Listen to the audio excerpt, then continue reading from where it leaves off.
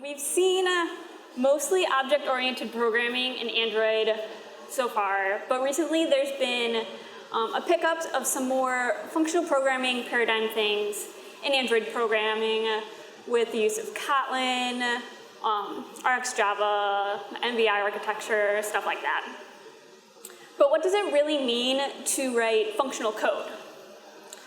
And this is what we're going to be talking about in this talk today. Now, I'm not going to be trying to explain monads or category theory. That can be another talk for someone to explain.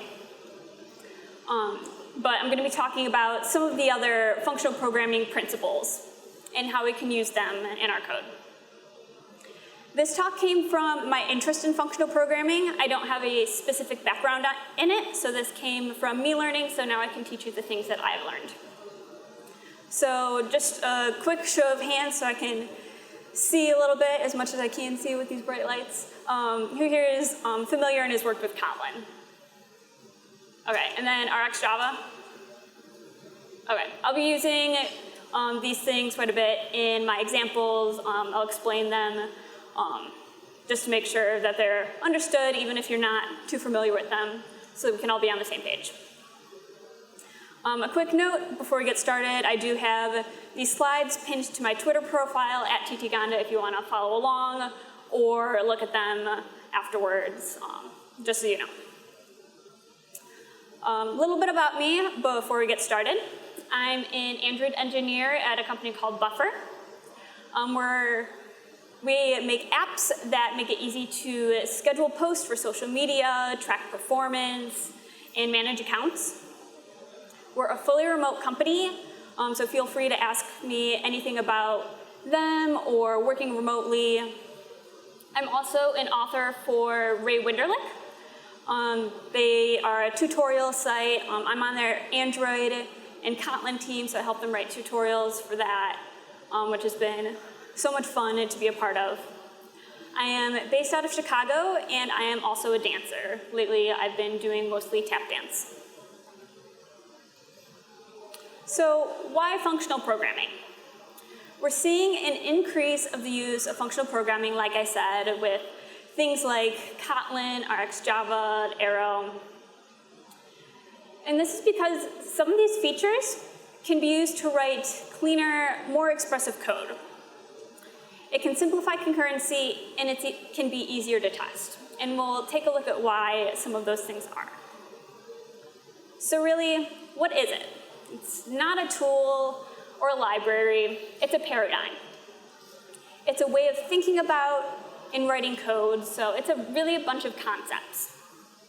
It came from lambda calculus, and it shows in the way things are evaluated. We'll see this mostly in pure functions with no side effects. Don't worry, we're not going to be talking about the calculus stuff, but it kind of makes sense in some of the things that we'll be looking at how things can be evaluated, kind of like mathematical expressions. This in turn can help make things easier to write tests. I mean, math has proofs, why shouldn't we have tests? So what are some of the properties that we have here? Functional programming aims to be declarative. You want to focus more on what the computer should be doing, rather than how. We see this tendency even outside of functional programming with abstractions. You also want to be explicit. You want it to be clear what is happening, minimizing the surprises that you get because maybe the code behaved differently because a Boolean field in this class was changed and you didn't expect it to be. These kinds of things are the things that we're avoiding. Using constructs and data flow that can get us into these unexpected states also falls into this category of things that we're avoiding here. The fewer side effects and more explicit code, the better. Functional programming also lends itself well to concurrency. Because of the characteristics of functional programming, it lends itself well to this. We'll see how some of these concepts solve some of the things that make concurrency difficult. Higher order function, you'll also see, or functional programming, you'll also see higher order functions. This makes functions first-class citizens, so you can pass a function around just like an instance of an object or class. Immutability is also important in functional programming. Once something is set, you can't change it. If you want something different, like something changed on an object that you have to create an entire new one. This helps keep surprises to a minimum, especially when working with different threads. Nothing is going to change out from under you. So these are the things that we're going to go over in this talk. We're going to be talking about what it means to have pure functions with no side effects, and how this can affect ordering. We'll also be talking about immutability, how all this works to help with concurrency, and then we'll also go over what higher order functions are. So starting at the top with pure functions.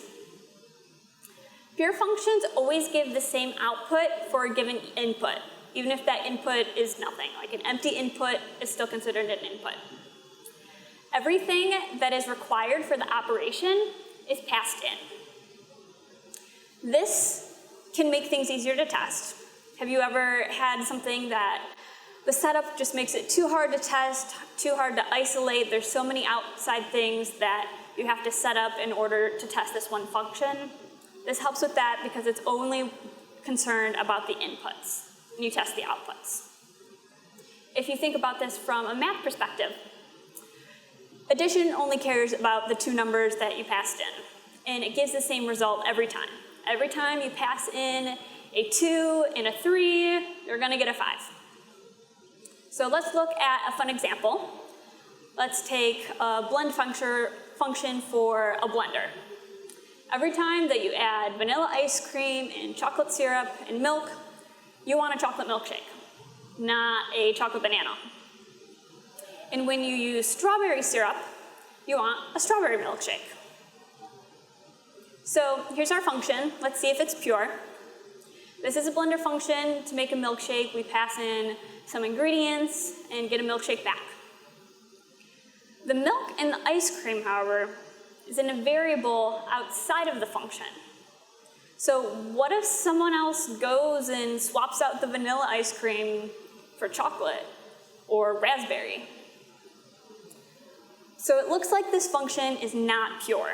It's not solely dependent on its inputs to determine the outputs. So let's turn it into a pure function. Now everything is passed into the function, and there's no reliance on outside variables. We can be more confident that this function will give us the result that we expect. There's no way some other part of the code is going to change the ice cream on us now, and we won't run into those unexpected bugs because of it. Because of this change, it can also make it easier to test as well.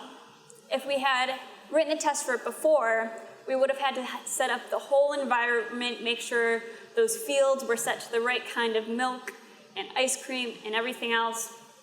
Now we just have to worry about the inputs and test the output, no context needed. Pure functions also have no side effects. Similar to not depending on outside variables, it also doesn't change anything outside. This could include changing a field or a global variable, writing to a file or the database. A side effect could also be throwing an error. Because with no side effects, because it doesn't change anything outside, it also lessens the dependence. Having side effects in your code can make it more difficult to read. There's information outside of the function that needs to be understood in order to understand what the function is doing itself. Thinking about this from the math perspective again, addition doesn't change anything outside of the function. That would be kind of weird. So let's look at our milkshake function again. What if in the function it changed the number of glasses on a shelf? Would that be avoiding side effects? So here's the blender again, but this time it's taking a glass from a collection of glasses. So that's clearly a side effect. What if another part of the program was expecting that glass to be there to make a root beer float? And now we have an unexpected error because that glass isn't there, and how are we going to make our milkshake? Instead, let's pass the glass in. This way, we know the function is safe and doesn't cause anything unexpected. It's a pure function with no side effects. Now think of the tests that might have been written for our function. With the side effect, we would have needed to write an additional text to check for the number of glasses and the behavior depending on how many glasses are in the list, or forget to write those tests, then we ship it, and all of a sudden we have crashes because there's no glass there when we expect it to be. Now we're safe from that, and we have one less test to write, and one less worry.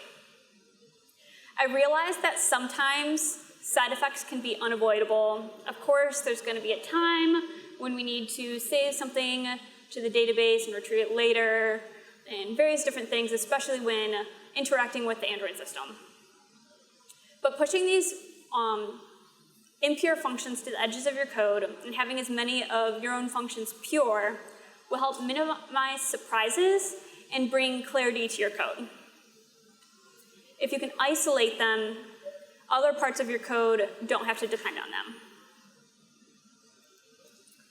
This is an example from the buffer code base. And it's an example of a pure function. Realize this is technically a lambda, but a lambda's a function. So in this example,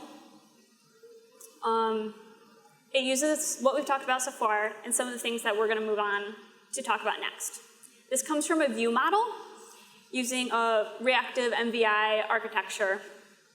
It maps results from actions to UI states.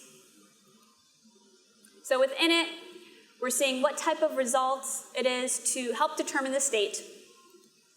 And within it, we're paying attention to the status in addition to help determine what the UI model state should be. So if we have a load folders task that it's a success, we're going to have a UI model that the folders are loaded so that the view can show it.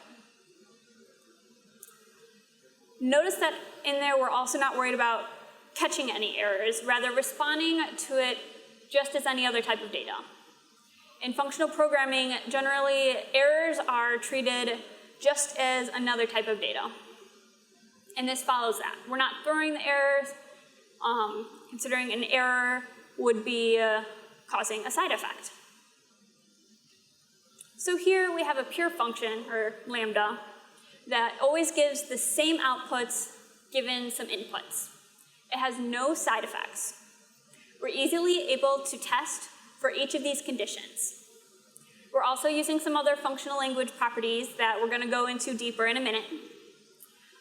Because it's independent of context, we could call this in any order alongside other pure functions as well as concurrently. In fact, this is part of an RxJava string, is where we're using this. These folder UI models are also immutable, which provides additional safety and adheres to the idea of immutability in functional programming. And then, like I said, we're also handling errors in a functional programming way, treating them as another type of data. So moving along, ordering. When we have pure functions that only depend on input and don't change the state of the world, order stops mattering. Pure functions can be executed in any order, assuming that the output of one isn't the input of another. You don't have to worry about the order of things, so it can make it easier to read, because it doesn't have that dependency. This also means that they can be executed at the same time without worries, so you can see how that can help with concurrency. Like I said, you can't always have pure functions that don't depend on order in Android. The button has to be created, and then we can change the color and the text and all that. And then we can set a click listener. But it's great when we can use pure functions for our logic. If you add 1 and 2, it doesn't change the result of 5 minus 3, no matter what order they're in. We can do them in any order, or even at the same time. So picture this example. Making toast, mixing eggs, and frying bacon. You should think that these could be very independent of each other and be done in any order or even at the same time. So let's take a closer look at one of these functions, specifically the make toast functions. Notice that it's relying on something outside of the input. It's grabbing a cook to make the item of food from a collection of other cooks. It turns out all 3 of these functions are doing this. But what if a cook is homesick and there's not enough hands? Or what if the wrong cook gets pulled in to make the wrong thing? We can't have the toast burner making the toast. We think they will always be the same every time, but other things also have access to this pool, but we're pretty sure. And those are always where the best bugs come up. So let's change this function to make it pure. Now our cook is passed in as a parameter. Everything that it's dependent on is passed in. This means they can now be called in any order. If we have 3 cooks, we can get it done at the same time. Sure, why not? Since we know none of the functions rely on the others. And then to bring it back to testing for just a second, as easy it was to test the pure functions, it's easy to test that these are working well together because we don't really have to worry about the order. We don't have that extravagant setup, just the inputs and the outputs. Next, immutability. So with immutability, there's no changing things. If you want something different, say a different attribute on a class, you have to create an entirely new object. With this, you know things won't change out from under you. You do have to watch out for immutable child objects. If you have something that's immutable, but it has, say, a mutable list on it, no, you can't assign a new list to it, but you can change the contents of that list. And we'll look into how to combat that a little bit in a minute. Numbers don't change in math, so we're not going to be changing things here. A 4 won't magically turn into a 5. It can be the result of 4 plus 1, but a 4 just sitting there won't change its value. So revisiting our diner, how strange would it be if somewhere between the griddle and a table, a veggie burger turned into a beef burger? That wouldn't be right, and rather unexpected. So let's see how we can avoid that. So here's our burger. We have our type of burger as a string, that's a property on it. In case you're not familiar with Kotlin, we're using var for the property, which makes it mutable. Here's the Java equivalent to show you what it means to have a mutable property. There's a field that's set in the constructor, along with a getter and a setter. It's that setter that makes the difference here. After we make that burger, we can change what type it is. So imagine the unexpected behavior we can get from that, like getting the wrong kind of burger delivered to your table. So let's make this immutable. In Kotlin, all we have to do is change that var to a val. That makes this a final property, or an immutable property. And then strings are immutable, so we don't have to worry about the string object itself changing. And then here's the Java equivalent, so we can understand that a bit better. It made the field final, as well as removed the setter. The class is also final. Classes are final by default in Kotlin, which is why we didn't make any changes there. Now, if we were to try to modify the type, we wouldn't be able to. We'd have a compiler error. If we want a beef burger, we'll have to create an entirely new one. With smart casting in Kotlin, it pays attention to if something is mutable and could have changed. Let's look at if we want to make the type mutable again, and this time we're also making it nullable. Nullability is built into the type system in Kotlin. We're showing that the type could be null here by appending a question mark after string. So the type is storing whether something can be null or not. If we check for null, then call something on it, the compiler still complains because it could have been changed to null by then on another thread.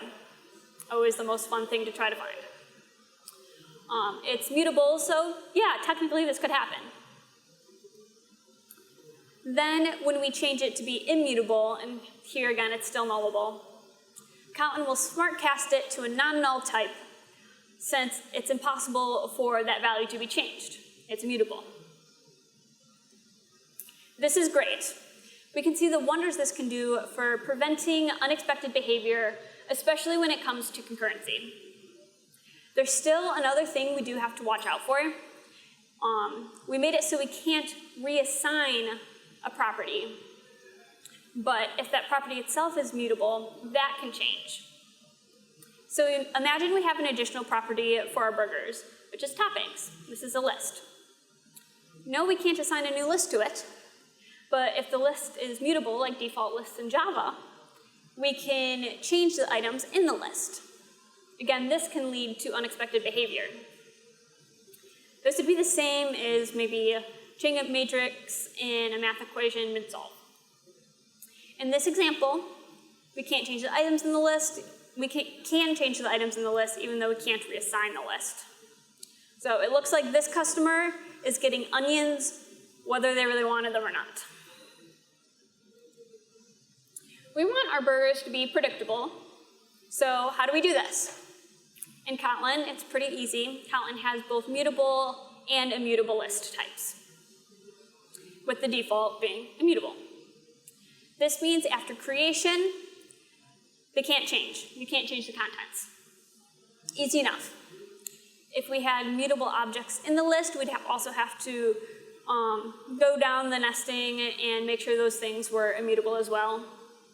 But because we're handling the strings here, this is as far down as we have to go. To make this safe with Java, we have to make, one option is making a copy of the list whenever it's requested. That way, if that list is changed, it's not changing the original copy of that list. Same thing here. If we had mutable objects, we'd have to go down the stack, or go down the nesting to make those things immutable. Now this customer isn't getting any onions, but maybe some other customer who wanted them is.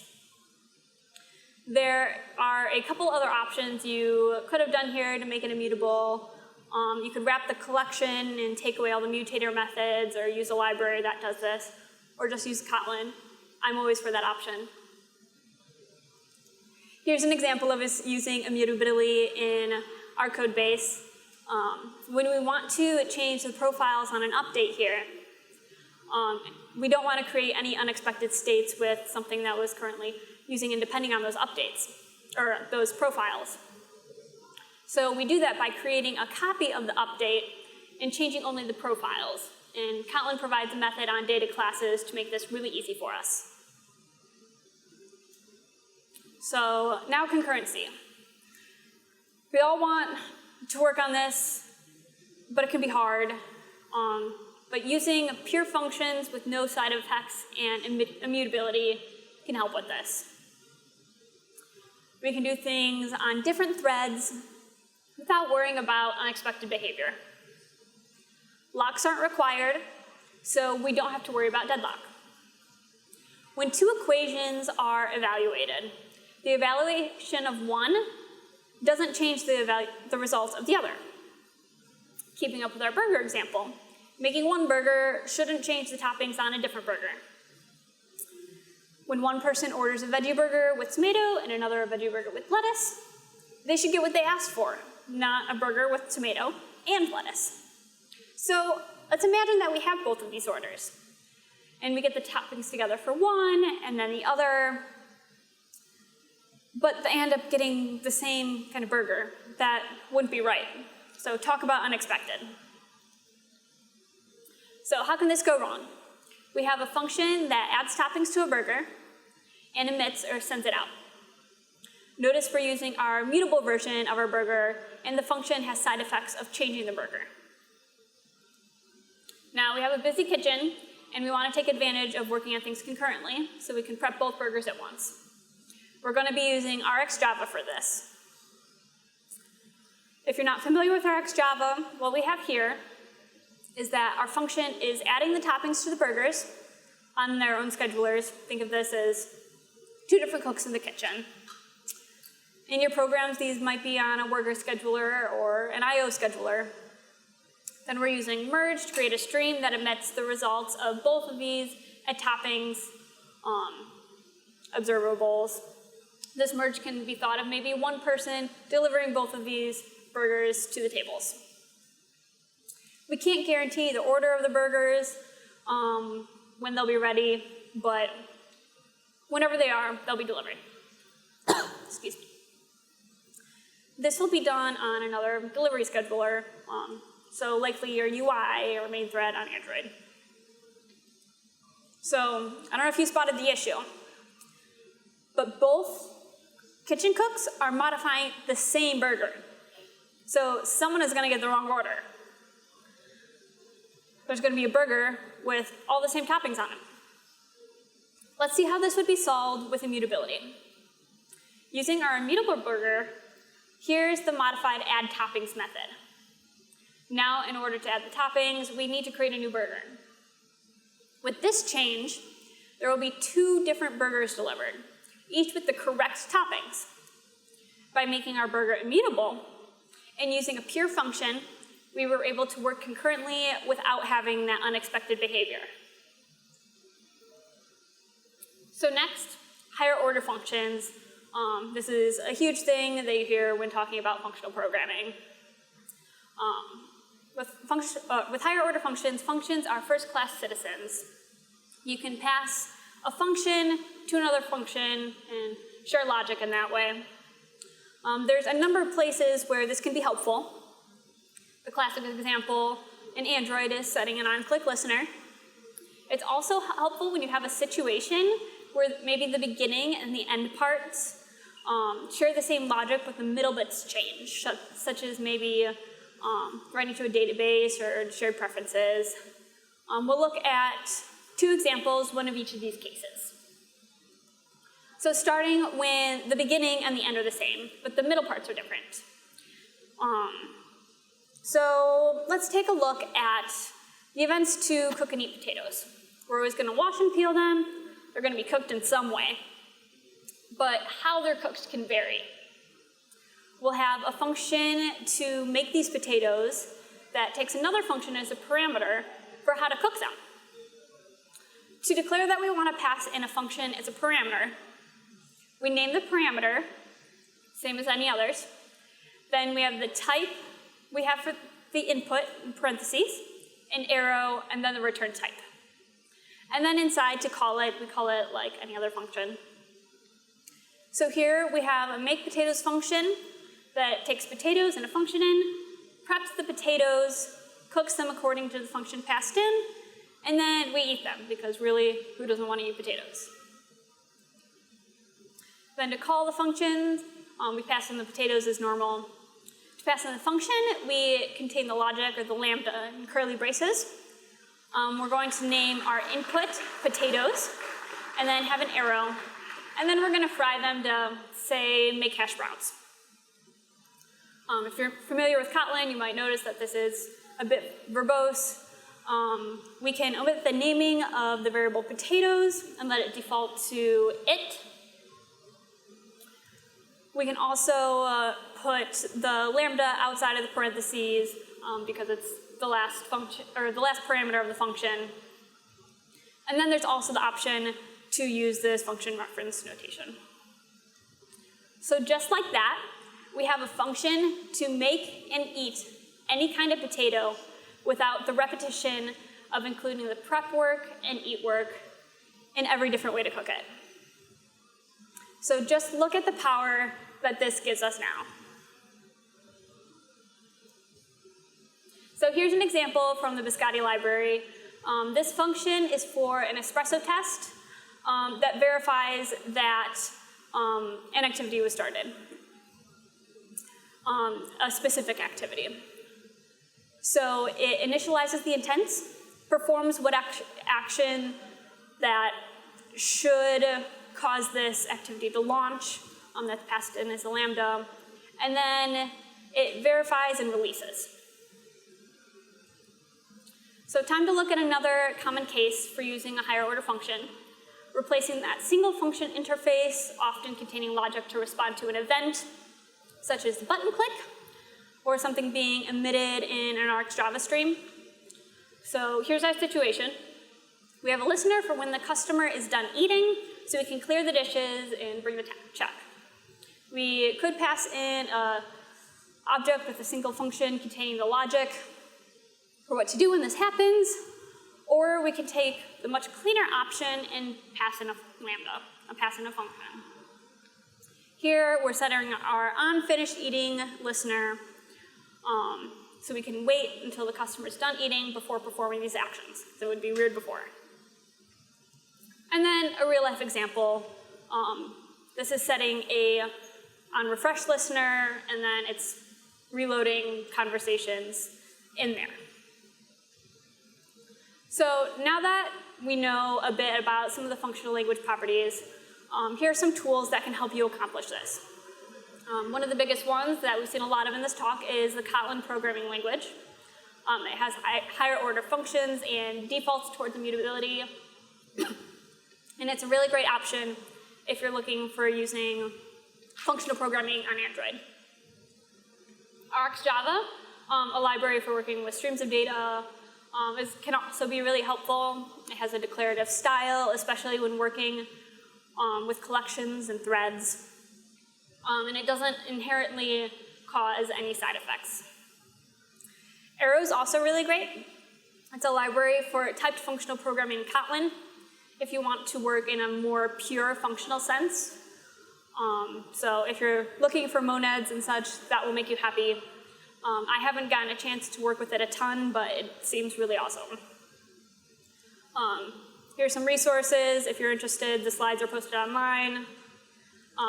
If you found this talk interesting, I'm hoping you were able to go to these talks yesterday. If not, definitely look out for the videos. We talked on a lot of great points on how the Kotlin standard library uses higher order functions to accomplish some awesome things for us. And then in Effective Kotlin, they gave us a great introduction to how you can use Kotlin for some of these properties that I talked about, as well as others. And then a quick note, I do have some books to give away from Ray Winderlich. If you tweet me your favorite part about learning about Android or Kotlin, I'll enter you into a raffle to win. I'll pick someone at I'll pick 2 people, 1 for each book, at about 4 o'clock. If you don't do Twitter, come talk to me in person and I'll put your name down. Let me know what you like. Yeah. Thank you so much for talking. The slides and resources are on my Twitter. You can come find me after this talk if you have any questions at all about this talk, about working remotely, about Buffer. Just want to come say hi, just want to come get stickers, they're right there. Or you can find me online. Yeah, thank you for coming.